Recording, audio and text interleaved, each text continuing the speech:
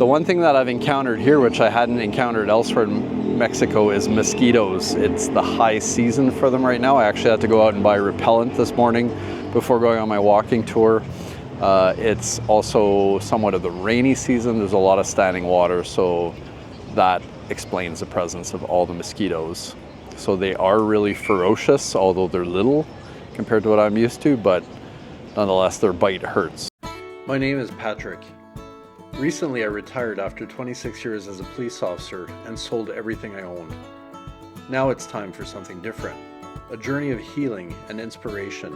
I'm setting out to ride my motorcycle around the world, searching for beauty, connection, and the freedom of the open road.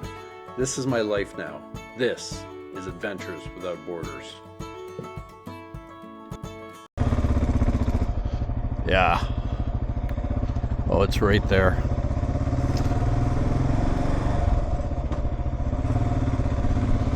That's all right. And that is a pedestrian street. Super cool. Yeah, this is beautiful.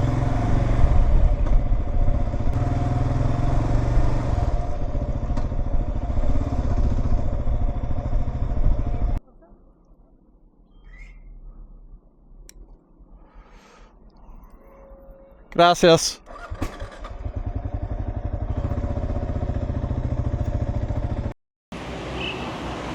Campeche, Mexico, in the state of Campeche, is Mexico's only walled city.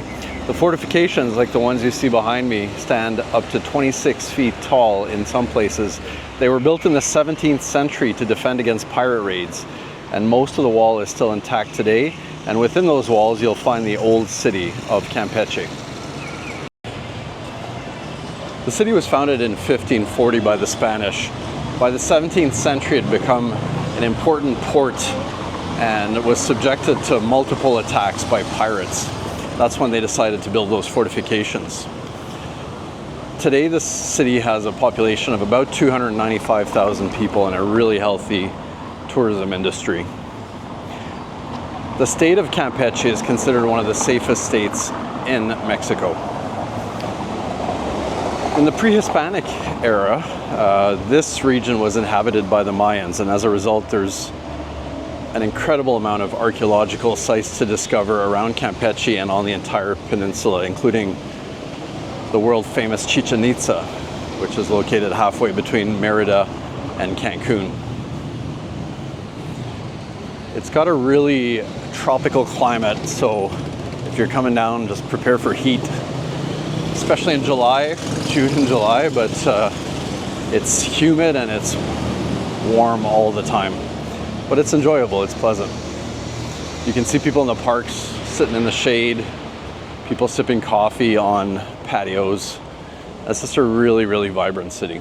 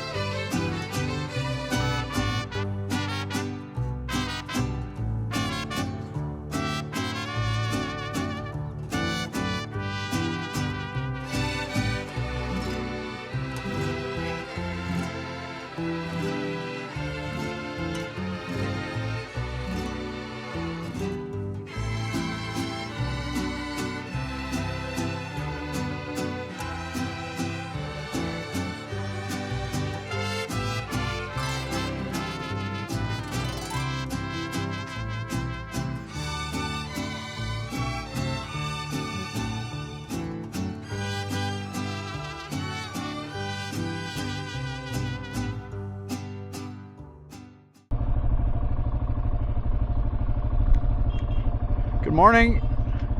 What a beautiful morning it is in Campeche, Mexico. Just leaving after a couple of nights here. I do not want to leave. What a beautiful city. And super nice people. Other than the heat, which is a little bit much, everything was just super. My room here was amazing. And just about to turn on to the main road, which is the Malecon Road, right on the shores of the Gulf of Mexico. Yeah, this town has really good vibes.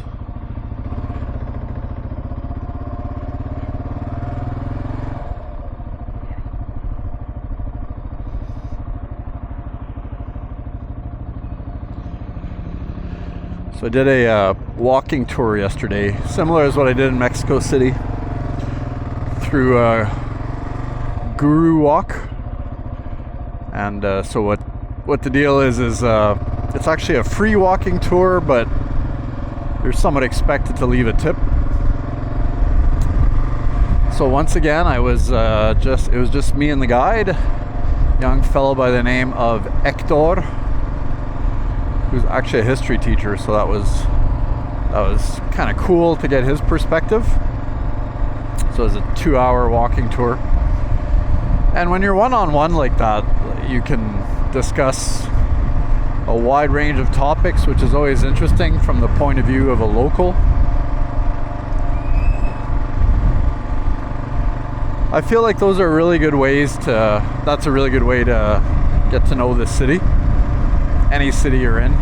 They're available in most cities. Very nice coastline.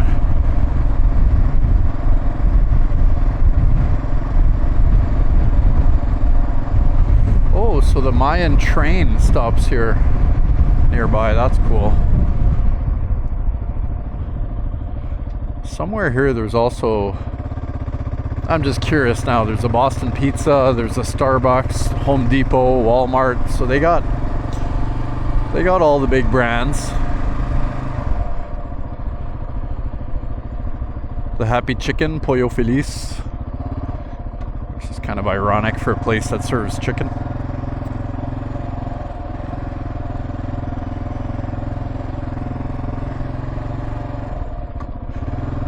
It might be a bit further up, actually. I think it's part of a big shopping center.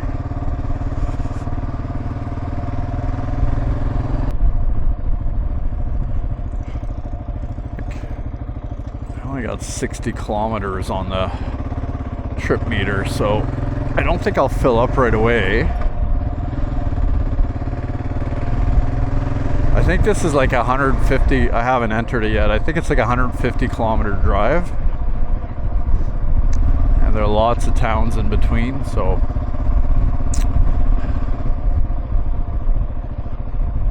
oh, it is a very nice gas station.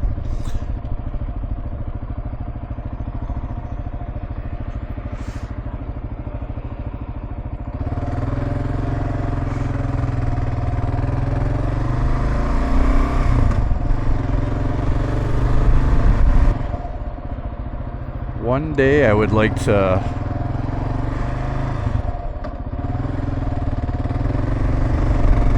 take the train here, although I understand it was the former president Antonio Manuel Lopez Obrador, also known as AMLO. He was in a rush to open it before his term ended, so I think it opened somewhat prematurely with a lot of issues, but hopefully after a few years of it, they figured those things out. Oh, there's Boston Pizza.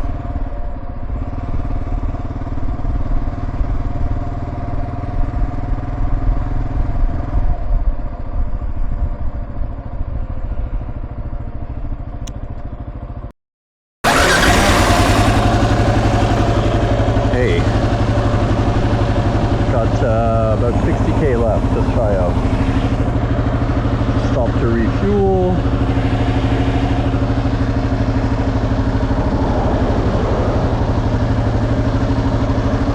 pass up an opportunity to fill up.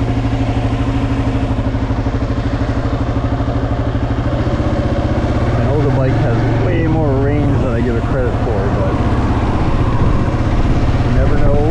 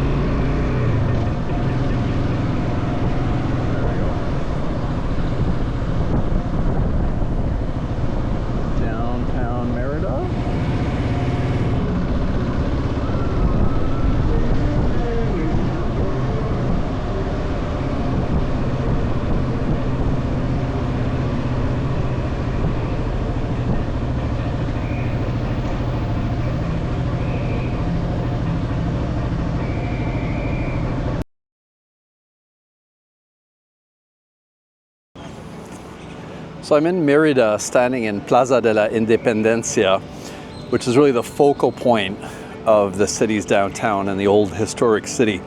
Behind me in the distance is the main Merida Cathedral, which was actually built with more military endeavors in mind than church. So if you actually look at it close up, you'll notice that it looks more like a fortress than a church. And it was built to defend against a potential rebellion against the Mayans who had been conquered in this region of the Yucatán Peninsula.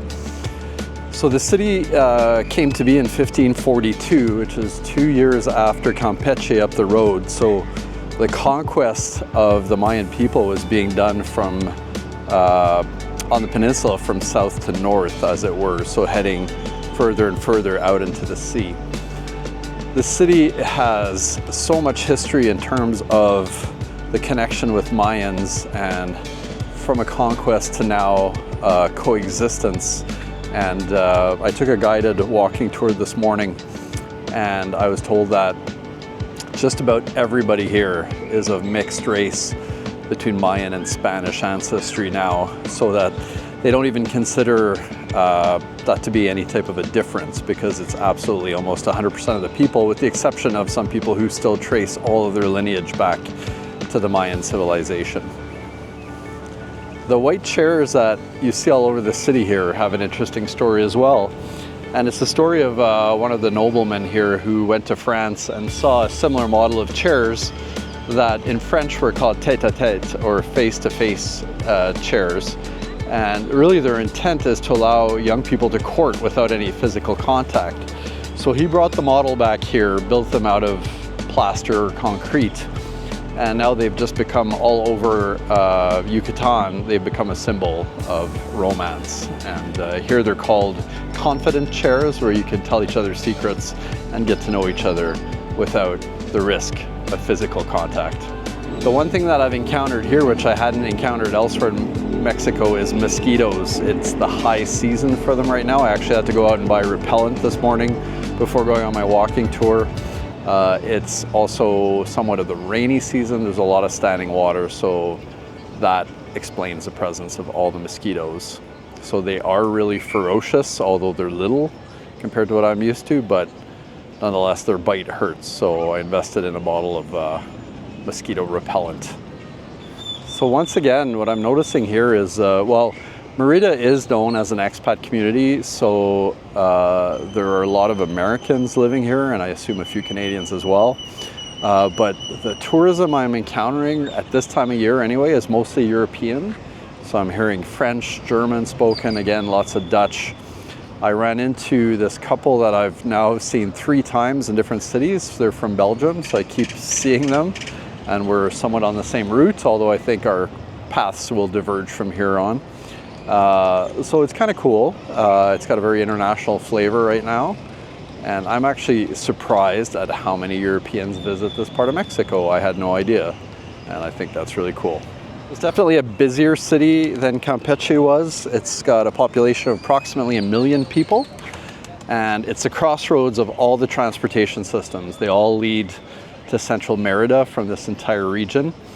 The street where my hotel is located is actually just teeming with buses at all times of the day, and you can see people lined up on the sidewalk. So it really is the crossroads, and it's the capital of the state, so that makes sense as well.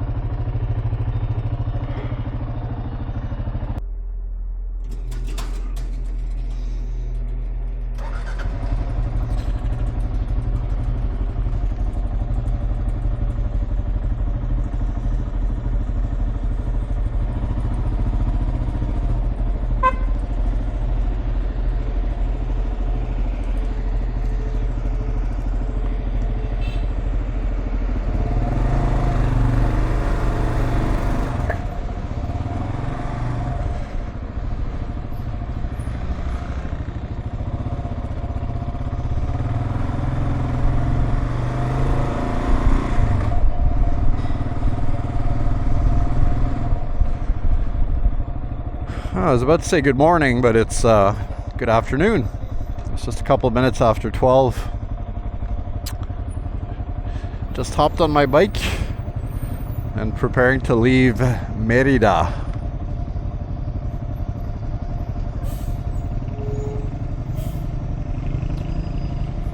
So I'm heading towards Chichen Itza, which is one of the more famous Mayan archaeological sites.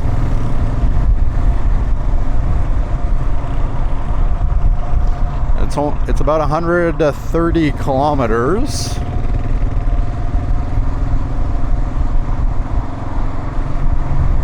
So probably about 2 hours with stops and everything. And we'll see what I find along the way. I got time today.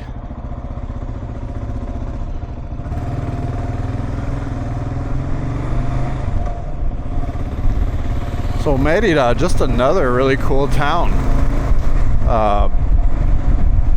I mean, all these little places have such beautiful historic centers.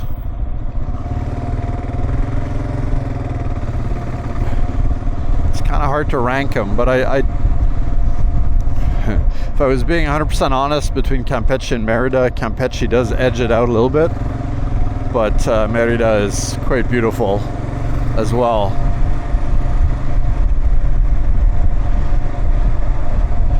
Campeche is just smaller with less traffic, and I liked my hotel better there.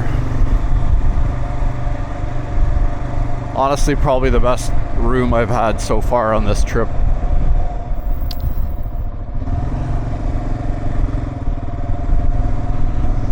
I did take another walking tour yesterday.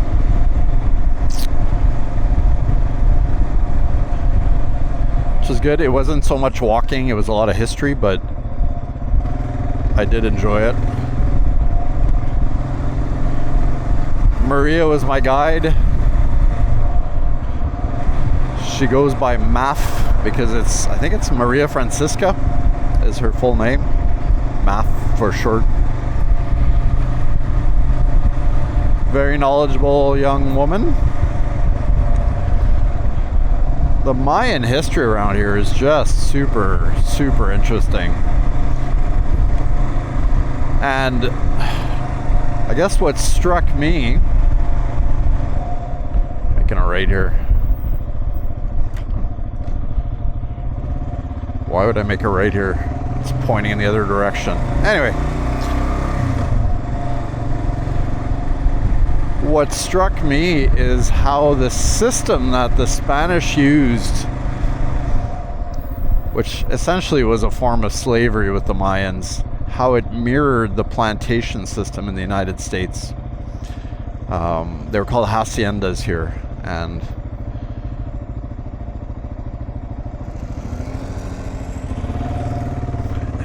yeah, it's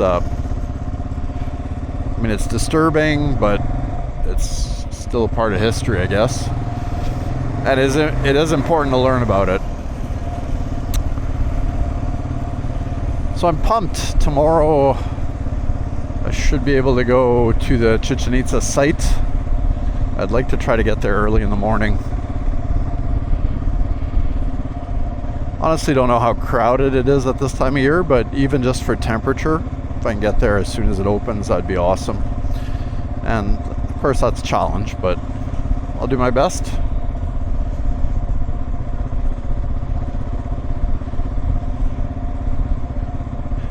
And then the stop after that is the mega resort town of Cancun.